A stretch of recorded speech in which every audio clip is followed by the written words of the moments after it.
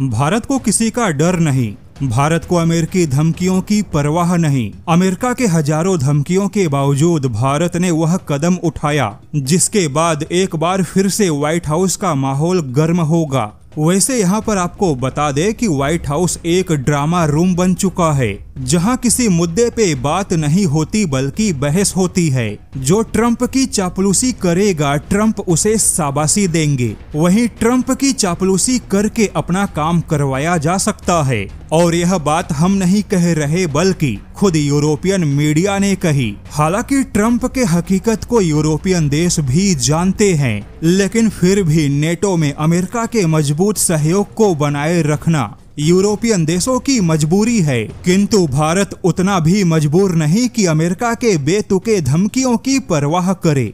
और अब खबर है कि भारत ने अपने सुखोई फाइटर जेट के लिए रूस के फॉक्स किलर मिसाइल को उठाने का फैसला किया है।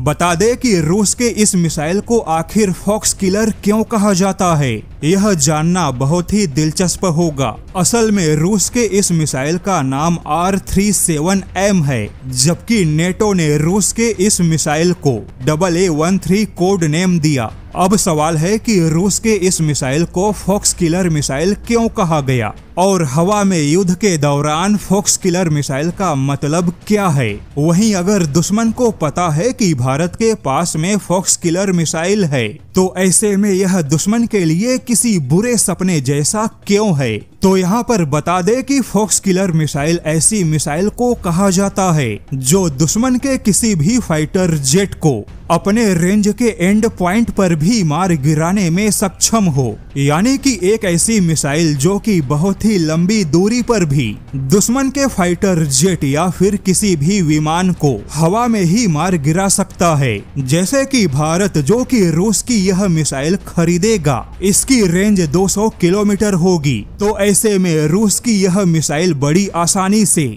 190 किलोमीटर के रेंज में सटीक निशाना लगाकर दुश्मन के फाइटर जेट को मार गिरा सकता है। अब यहाँ पर आपको बता दे कि जो मिसाइल फॉक्स किलर तकनीक वाली है वही मिसाइल ऐसा कर पाती है, नहीं तो ज्यादातर मिसाइल जिनकी रेंज भले ही 200 किलोमीटर हो लेकिन वह मिसाइल ज्यादा से ज्यादा 140 किलोमीटर के रेंज में ही निशाना लगा सकती हैं। यानी कि इन मिसाइलों की एंड रेंज भले ही 200 किलोमीटर हो लेकिन निशाना लगाने के मामले में इन मिसाइलों में 50 या 60 किलोमीटर का नुकसान होता है। और अगर दुश्मन का फाइटर जेट थोड़ा एडवांस या अपग्रेड है तो फिर वह फाइटर जेट बड़ी आसानी से बिना फॉक्स किलर मिसाइल को या तो हवा में रोक सकती है या खुद बच के निकल सकता है।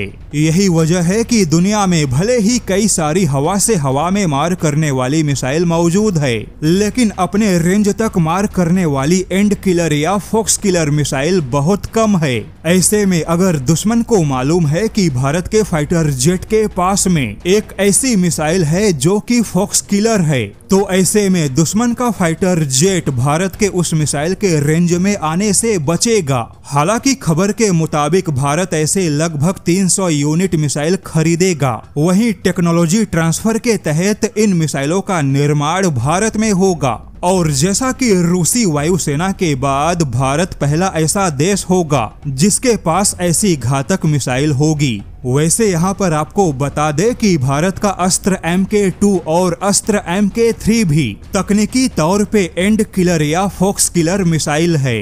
और इन सारी मिसाइलों के आने के बाद भारत की वायुसेना तकनीकी तौर पे हवाई युद्ध में और भी ज्यादा मजबूत होगी।